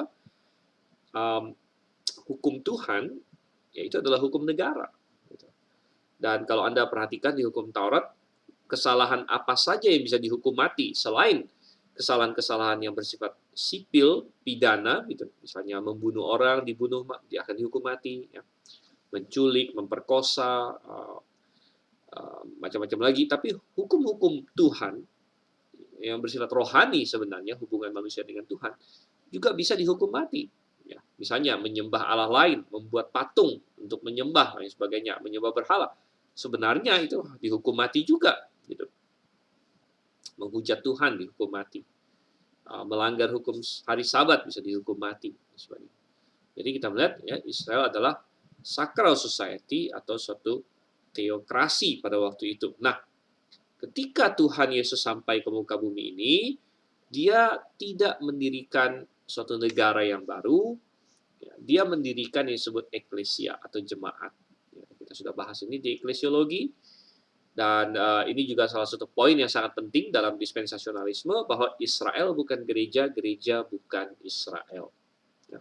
Dan salah satu yang paling jelas adalah bahwa gereja tidak pernah Tuhan suruh, eklesianya tidak pernah Tuhan suruh untuk bergabung dengan negara manapun. Dan ketika gereja bergabung dengan negara, yang terjadi adalah kekacauan dan kehancuran. Contohnya adalah Konstantin tadi yang kita bilang. Konstantin ya menggabungkan gereja Roma dengan negara Roma, menjadi gereja Roma Katolik. Dan hasilnya adalah kekacauan. Hasilnya adalah abad-abad kegelapan. Hasilnya adalah mereka akhirnya menganiaya yang berbeda. Pertama dari kaum Donatis, kemudian belakangan semua yang lain. Paulisian, Bogomil, Novatian, ya, Waldensian, Paulisian, dan sebagainya. Sampai Anabaptis. Jadi, itu semua dianiaya akhirnya. Ya, jadi kacau begitu. Nah, ketika kaum reformator keluar, ya, mereka memprotes doktrin keselamatan Katolik, tapi ada banyak kesalahan lain yang tidak mereka protes, belum sempat mereka protes begitu. Nah, mereka masih terbawa-bawa oleh kesalahannya. Salah satunya adalah penggabungan gereja dengan negara. Sehingga kita melihat di sini Calvin menggabungkan gereja dengan negara di Jenewa, semacam membentuk suatu teokrasi. Ya. Dan Martin Luther juga menggabungkan gerejanya dengan Jerman, ya, dengan otoritas Jerman, dengan pangeran-pangeran Jerman pada waktu itu. Dan saya pernah membaca, ya sekali lagi saya bukan ahli sejarah Martin Luther dan lain sebagainya, tapi saya pernah membaca bahwa Martin Luther tadinya awal-awalnya waktu dia pertama bikin reformasi sebenarnya tidak begitu setuju dengan baptisan bayi sebenarnya. Tidak begitu setuju dengan baptisan bayi. Tetapi akhirnya dipaksa oleh keadaan. Kenapa? Karena dia memerlukan dukungan dari pangeran-pangeran, penguasa-penguasa kota gitu ya, bangsawan-bangsawan Jerman. Karena kalau tidak, dia bisa dihabisin oleh Katolik. Jadi dia perlu backingan politik, perlu backingan militer begitu, kekuatannya lah gitu ya. Dan kita lihat lagi bahwa akhirnya apa yang terjadi begitu. Yang terjadi adalah pangeran-pangeran ini mau menggunakan gereja gitu untuk mengukuhkan kekuasaan mereka juga. Jadi mereka ingin supaya warga kota mereka itu adalah warga gerejanya Luther juga begitu. Nah, akhirnya mau tidak mau kalau warga negara harus jadi warga gereja, ya berarti bayi harus dibaptis. Karena seseorang menjadi warga negara jika dia lahir jadi warga negara. Nah, ini mau dijadikan warga gereja juga. Ya, karena di situ ada unsur politiknya di situ. Akhirnya baptisan bayi, gitu ya. Oke, baik. Jadi ya itu yang terjadi di sini. Sebentar, ada pertanyaan. Pak Solehin coba tulis B saja. Pertanyaan dari Joshua, bukankah Bogomil itu bidat gnostik Kristen? Ya, sekali lagi kita melihat ada perbedaan cara memandang ya. Ya, ada banyak hal yang dituduhkan seringkali gitu ya. Jadi kalau Anda mau, silakan. Kebetulan Joshua kan di GITS juga. Silakan lihat di perpus begitu. Wikipedia itu diedit oleh mayoritas orang, artinya pandangan yang populer gitu. Jadi Wikipedia bisa untuk menjadi pemulai. Jadi kita mulai mempelajari satu hal, bisa intip-intip Wikipedia, tapi Wikipedia tidak bisa dijadikan patokan sebenarnya, gitu ya. Terutama dalam hal-hal yang kontroversial. Kalau sesuatu yang kontroversial, agak sulit untuk mempercayai Wikipedia karena itu tergantung siapa yang menulis sesuatu di situ. Nah, kebetulan di Perpus Gids ada banyak buku sejarah, ya.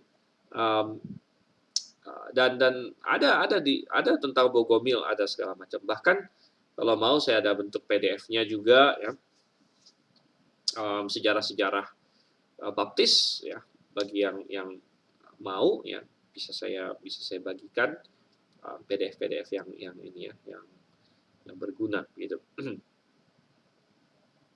Oke. Kemudian kita lihat lagi di sini poin nomor 13 ya. Segala jenis dosa dijadikan oleh Calvin pelanggaran terhadap hukum Jenewa, sekali lagi karena dia menggabungkan gereja dengan negara, ya, menggabungkan gereja dengan negara, jadi melanggar hukum rohani dianggap melanggar hukum negara juga. Misalnya orang yang tidak datang kebaktian itu bisa dihukum oleh negara gitu, jadi bisa dipenjarakan atau didenda kalau Anda tidak datang kebaktian, ya.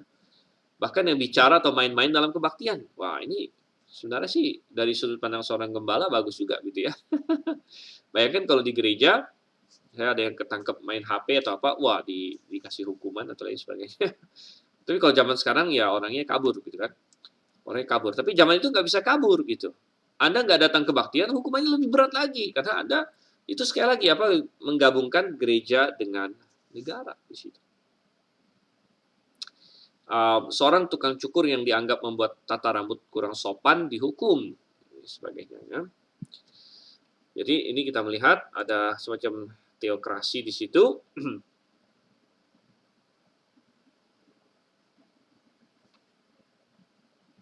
Dan statistiknya adalah sampai dengan kematian Calvin. Nah, Calvin meninggal tahun 1564. Ada 58 orang yang dihukum mati di Jenewa dan 76 orang yang dibuang. Dibuang itu masih diusir. Ya, diusir. Jadi ini adalah total berarti berapa? Selama 23 tahun. 23 tahun Calvin memerintah lah boleh dibilang di Jenewa, 58 orang dihukum mati dan 76 orang dibuang dari Jenewa. Dan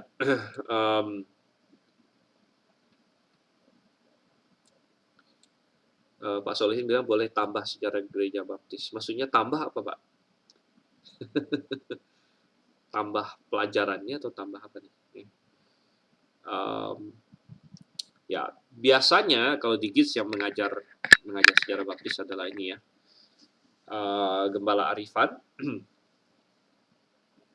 dan ini ya semester depan ada sih sejarah baptis, tapi nggak tahu, mungkin bukan ini ya, bukan online biasanya Gembala Arifan. Mungkin nanti saya akan lihat dia bisa nggak bikin online, karena guru-guru online juga semakin bertambah ya. Jadi Pak Andrew kan juga ada ikut mengajar online untuk semester ini, jadi nanti akan pelan-pelan kita ekspansi juga gitu. Ya, tentu ya sebagai terutama bagi yang anggota gereja baptis, anggota gereja GBIA, sangat penting untuk mempelajari, untuk tahu sejarah kita. Karena kenapa? Sejarah kita memberitahu kita siapa kita sebenarnya. Ya.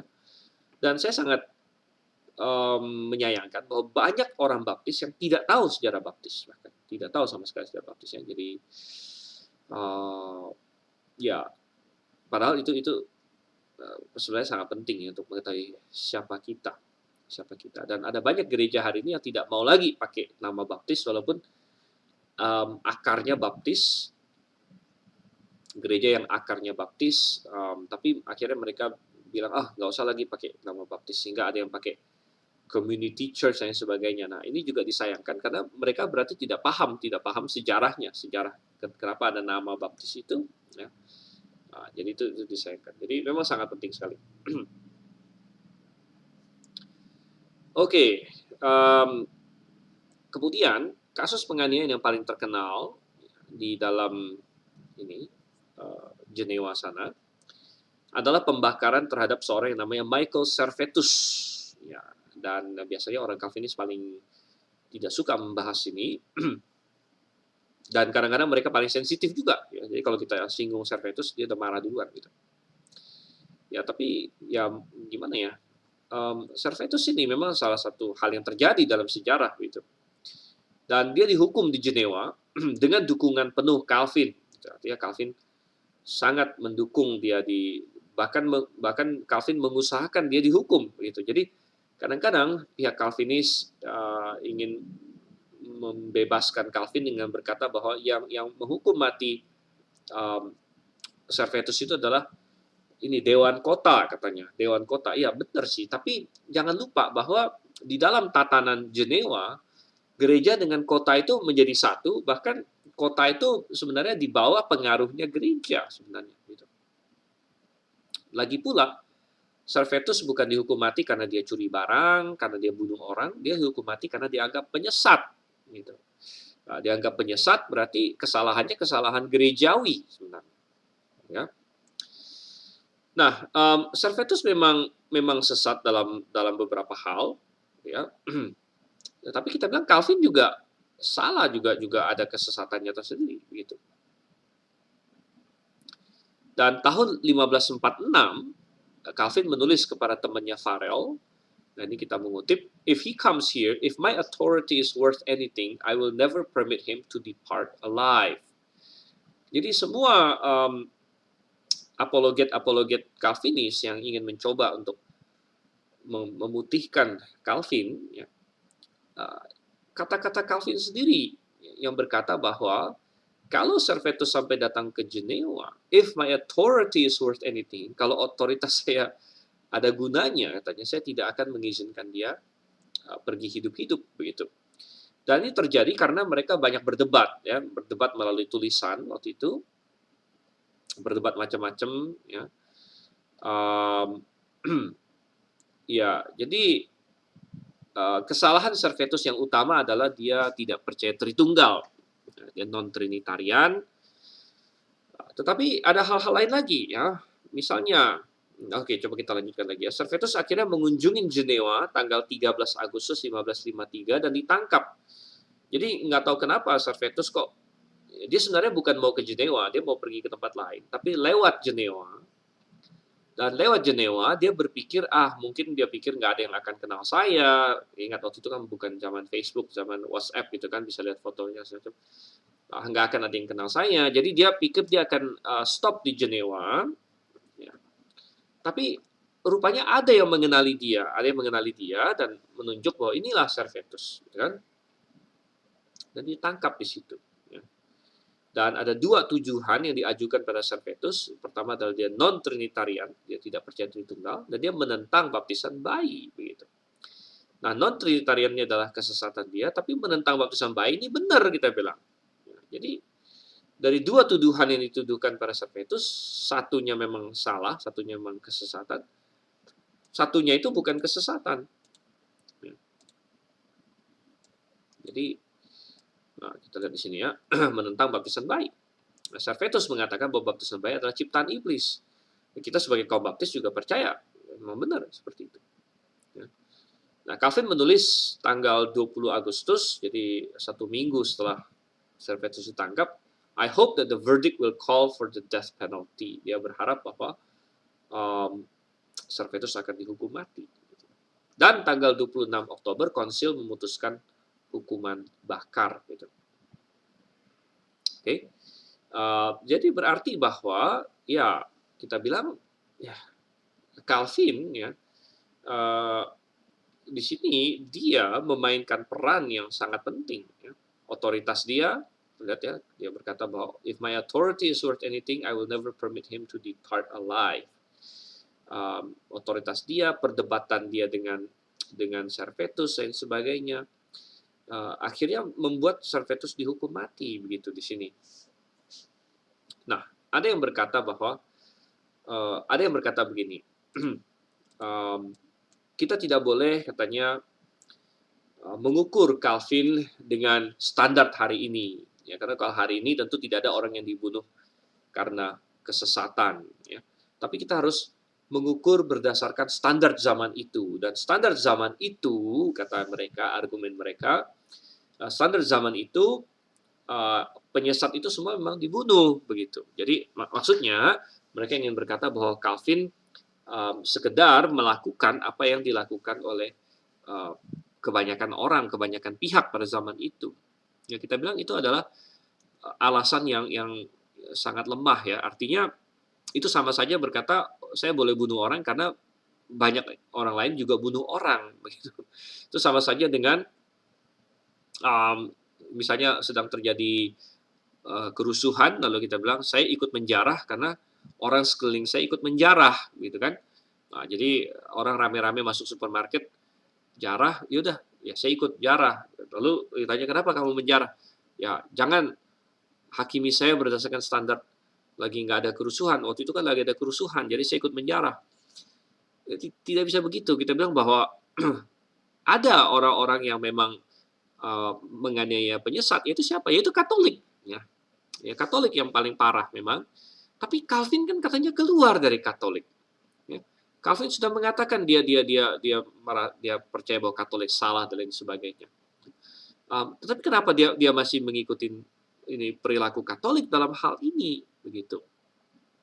Lagi pula para pendukung Calvin kan sangat yakin bahwa Calvin adalah seorang yang rohaninya sangat tinggi dan lain sebagainya. Tapi seorang rohani yang sangat tinggi mestinya tidak ikut-ikutan kesalahan pihak-pihak lain. Kalaupun memang di zaman itu penyesat banyak yang dianiaya. Tapi ya bukankah ada ini ya, ada apa ya? Mestinya seorang teolog yang besar itu kan ada Roh Kudus yang mestinya membantu dia untuk memahami firman Tuhan gitu. Jadi intinya kita ingin berkata bahwa ya ketika kita bicara soal Servetus, kita bukan ingin berkata bahwa misalnya kamu Calvinis berarti kamu kamu bersalah terhadap Servetus. Bukan tentunya ya. Itu kan Calvin, bedakan Calvin dengan Calvinis gitu kan. Calvinis adalah pengikut doktrin Calvin hari ini. Tapi kita ingin berkata bahwa nomor satu, apa yang dilakukan Calvin itu salah, gitu ya. Dan mestinya para pendukungnya mengakuinya, sehingga mereka juga jangan terlalu mengeluh-elukan manusia. Dan ketika seseorang mengeluh-elukan manusia begitu rupa, akhirnya dia bisa ikut doktrinnya tanpa kritis begitu. Dan yang kita inginkan hanyalah Calvin itu manusia gitu, manusia dia bisa salah dan banyak salah gitu. Salah satu kesalahan dia adalah Marcus Servetus gitu. Nah, saya tidak berkata bahwa ada manusia sempurna, oke. Ya, Calvin salah di Marcus Servetus. Kalau itu mau diakui, ya, kalau itu mau diakui bahwa Calvin melakukan kesalahan besar di situ, dan dalam banyak hal lain lagi, maka terbuka pikiran untuk kritis juga terhadap teologi dia. Apakah teologi dia mengandung kesalahan juga atau tidak? Gitu. Oke. Coba kita lihat ya. Evan tanya apa? Memang Calvin dilabel diktator karena hukum-hukumnya sangat represif dan menggabungkan negara dan gereja, tapi banyak pendukung yang tinggal di Jenewa dengan bahagia. John Knox bahkan berkata adalah sekolah Kristen terbaik setelah masa rasul. Oke. William Whittingham tercatat menyelesaikan terjemahan PB Yunani ke Inggris yang kita kenal dengan Geneva Bible. Argumen mereka adalah singkatnya semua hukum-hukum telah ada sebelumnya di kota-kota yang dikuasai Vatikan. Bagaimana menurut Bapak? Terima kasih, Pak. Ya, kita bilang bahwa bahwa ada orang yang bahagia tinggal di sana, ya nggak heran gitu ya. Itu sama sekali tidak heran. Ya, tetapi kita bilang bahwa jelas tidak ada kebebasan untuk berpendapat di situ. Kenapa ada orang yang bahagia tinggal di sana? Karena kebetulan dia cocok semua dengan Calvin gitu. Cocok semua dengan Calvin, ya dia cocok di situ, oke. Nah, mengenai Alkitab Geneva Bible, nah ini sangat menarik karena saya kemarin belum lama yang lalu saya barusan baca buku tentang itu juga. Jadi Geneva Bible itu bisa ada karena itu kan terjemahan ke bahasa Inggris sebenarnya. Terjemahan ke bahasa Inggris dan kenapa bisa dibikin di Geneva? Karena waktu itu Inggris sempat jatuh kembali ke tangan Katolik, ya, jatuh kembali ke tangan Katolik, pokoknya tangan yang kurang bersahabat dengan Protestan, ya. Sehingga para Protestan Inggris banyak yang lari karena dianiaya. Sebagian lari ke Geneva karena Geneva kan kota Protestan juga, dan lari ke Geneva, akhirnya mereka terjemahkan Bible di Geneva, akhirnya dikasih nama Geneva Bible. Tetapi efeknya adalah Geneva Bible itu ini ya banyak condong ke doktrin Calvinis. Begitu. Ya, jadi itu ada didokumentasikan di satu buku. Coba sebentar saya kasih lihat ya.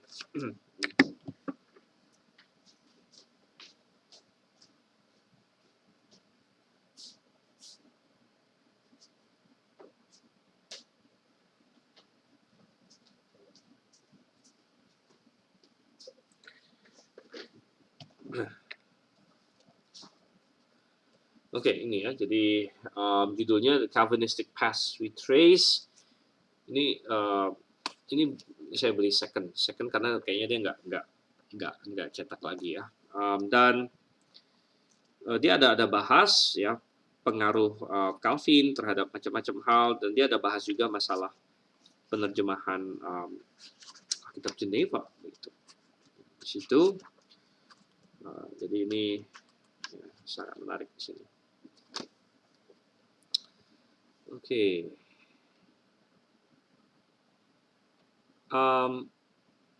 Iya, sistem hukum yang eksis dari Gereja Roma Katolik, ya itu ini ya, kita bilang begini, ya tentu ada hal-hal baru lagi yang ditambahkan, tapi katakanlah memang kebanyakannya masih mirip dengan sistem Gereja Roma Katolik waktu itu, ya itulah kita bilang bahwa mestinya dia tahu lebih baik karena dia kan reformator katanya. Reformator, jadi reformasi itulah yang sering dijadikan alasan ya, yang tadi baru saya bahas bahwa orang-orang zaman itu penyesat itu memang dibunuh katanya gitu ya. Jadi seolah-olah membenarkan atau mengexcuse ya, memberikan alasan bagi Calvin bahwa Calvin nggak salah karena memang pada zaman itu penyesat dibunuh gitu. Ya, penyesat dibunuh. Nah, jadi kita bilang loh, karena orang lain salah bukan berarti kalau kamu bikin kesalahan yang sama kamu jadi benar gitu. Tidak. Nah, sekali lagi ya, karena begini, Calvin sendiri adalah orang yang pernah mengalami penganiayaan. Dia kan dikejar-kejar gitu. Tapi begitu dia berkuasa, dia balik menganiaya yang beda dengan dia. Kita bilang, Wah, ini kita bilang beda bandingkan dengan kaum baptis sekali lagi. Dan contoh yang paling bagus adalah sejarah baptis di Amerika gitu. Karena ketika Amerika sudah merdeka dan lain sebagainya, kaum baptis menjadi denominasi terbesar di Amerika. Tetapi kaum baptis tidak pernah menggabungkan diri dengan negara. Bahkan kaum baptislah yang sangat menekan Kongres Amerika untuk membuat ya, um, yang namanya amandemen bahwa gereja dengan negara harus terpisah, begitu. Ya.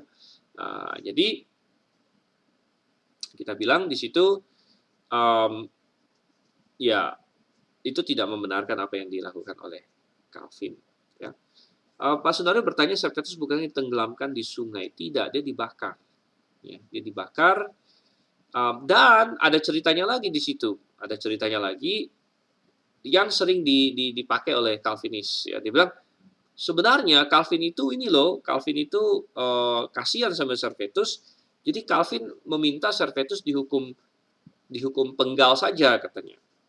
Dihukum penggal. Jadi Calvin mengusulkan Servetus dihukum penggal. Ya, tapi akhirnya keputusan pengadilan adalah dia dibakar begitu. Nah, sekarang pertanyaannya kenapa akhirnya diputuskan dihukum bakar dan kenapa? Karena begini, yang diusulkan oleh Calvin bahwa Servetus dihukum penggal itu nggak masuk akal gitu dan akhirnya ditolak oleh pengadilan waktu itu. Ya kenapa? Karena hukumnya adalah kalau misalnya orang melakukan tindak pidana umum, misalnya bunuh orang dan lain sebagainya, memang hukuman matinya dipenggal gitu. Jadi kesalahan sipil, tetapi kalau kesalahannya adalah kesesatan yang dianggap sesat, hukumnya itu adalah hukum bakar. Jadi orang zaman itu menganggap kesalahan rohani lebih berat daripada kesalahan sipil. Jadi kalau kamu dicap orang sesat dan dibuktikan di dalam pengadilan, hukuman kamu lebih berat daripada kalau kamu bunuh orang gitu. Kalau kamu bunuh orang, kamu akan dipenggal karena itu kesalahan sipil. Tapi kalau kamu penyesat, ya, kamu harus dibakar begitu, dibakar. Jadi hukumannya lebih berat. Jadi uh, kenapa Calvin mengusulkan supaya Servetus dipenggal saja? Nah, bisa jadi ya Calvin sendiri memang sebenarnya tahu bahwa wah ini kalau dia dihukum matinya karena dianggap penyesat berarti kan ini masalah rohani sebenarnya, masalah rohani. Jadi Calvin berusaha untuk mengubah hukuman matinya menjadi penggal. Ya bisa jadi karena Calvin ingin membuat ini menjadi masalah sipil begitu, masalah sipil sehingga hukumannya hukuman penggal. Tapi pengadilan bilang loh waktu itu akhirnya bilang kan tuduhan dia kan bukan tuduhan bunuh orang, ya tuduhan yang diajukan oleh Calvin sendiri kan bukan bunuh orang, bukan perkosa orang, ya. Yang diajukan kan masalah kesesatan begitu, masalah dia non trinitarian kemudian menentang baptisan bayi. Jadi sesuai dengan ini aturannya kalau misalnya ini penyesat ya hukuman mati ya lewat bakar begitu. Oke, baik.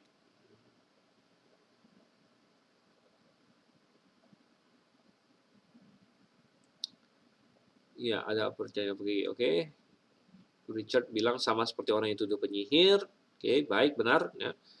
Dan dituduh penyihir itu kan sudah menjadi modus operandi, modus gitu ya, modus untuk misalnya menyalahkan seseorang dan sebagainya ya. Kemudian Evan tanya lagi, tidak hanya Calvin, reformator yang ada di sana, ya banyak ini kaum pengungsi Protestan dari Inggris yang nyaman tinggal di Jenewa. Ya benar, karena mereka menganut kesalahan yang sama. Anda tahu bahwa kaum Protestan Inggris mereka balik menganiaya Anabaptis juga begitu. Akhirnya ketika mereka berkuasa, mereka menganiaya Anabaptis. Ya, bahkan ada sejarahnya juga itu. Mmm, jadi Inggris itu kan sempat ini, bolak-balik bolak-balik. Jadi Inggris pertama keluar dari Katolik kan Henry ke-8. Henry ke-8, mmm, habis itu jatuh ke tangannya anak lakinya, siapa namanya, Edward kalau saya nggak salah. Tapi itu cuma sangat sebentar. Lalu dari Edward, kalau saya nggak salah, lalu lari ke Mary ini, ke Mary gitu ya. Nah itu bisa Anda lihat lah. Intinya gini, um, Inggris itu pernah ini Protestan, lalu sempat ada ratu yang Katolik, si Mary ini, lari ke Katolik lagi, sebelum akhirnya jatuh ke Protestan lagi. Jadi tergantung rajanya waktu itu, raja atau ratunya, gitu ya. Nah yang sangat menarik adalah kalau Anda baca sejarahnya, ya, waktu ada satu masa di masa mereka Protestan, uh, jadi bishopnya, uskupnya itu menganiaya kaum Anabaptis, menganiaya kaum Anabaptis, ya. Dan akhirnya ketika dia mau jatuhi hukuman, ya, dia bilang, ya udah hukum apa? Suara saya hilang, mestinya ada sih. Coba di refresh ya. Kalau suara tidak kedengaran, coba di refresh. Kecuali yang lain juga hilang semua. Ya. Coba di refresh browser. Oke, yang lain kedengaran nggak? Ya, oke. Jadi uskupnya waktu itu, uskup Inggris di masa Protestan, uskup Inggris di masa Protestan menganiaya Anabaptis waktu itu. Lalu dia bilang begini, ini ada kutipannya begitu. Ini seingat saya ya. Dia bilang, ini sudah hukum bakar saja. Toh itu ringan katanya. Kasih hukum bakar saja yang itu ringan kok gitu. Dan ada yang bilang gini sama dia, ya, hati-hati Pak, nanti giliran Anda yang merasakan hukuman ringan ini begitu. Dan itu terbukti ketika ganti ratu, ya, ganti pemimpin, akhirnya zamannya Mary. Ya, Mary disebut Bloody Mary karena dia kembali ke Katolik dan dia membunuh banyak sekali orang Protestan waktu itu. Maka dia menganiaya orang Protestan waktu itu, ya, termasuk si uskup yang menganiaya orang Katolik ini, orang Anabaptis, sorry, uskup yang menganiaya orang Anabaptis ini dianiaya dan dibunuh oleh Ratu Mary dan dibakar juga begitu. Jadi apa yang diperingatkan kepada dia, Pak, nanti giliran Anda yang menghadapinya, gitu. Dan jadi kalau dibilang banyak Protestan Inggris yang lari ke Jenewa dan nyaman di sana, ya karena mereka memang satu sistem gitu, satu sistem ya. Kita bilang bahwa itulah kesalahannya di situ ya. Oke, loh, kok udah jam 9 ya? Kok saya kira masih jam 8.45 gitu atau apa? Oke, sudah jam 9 rupanya. Saya baru mau masuk ke sini.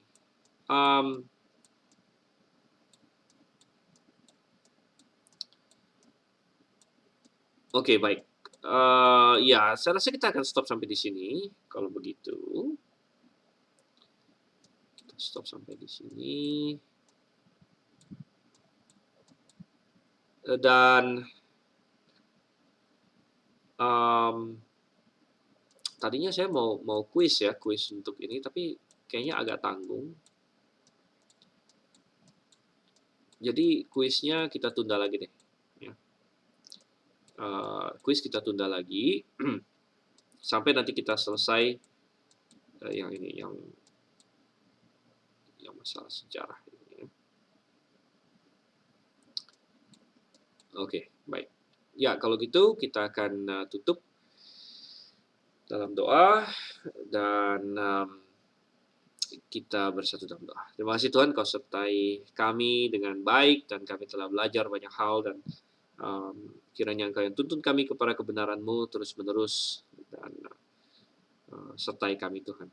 Kami berdoa Dan malam ini kami bisa beristirahat dengan baik. Kami berdoa nama Yesus Kristus. Amin.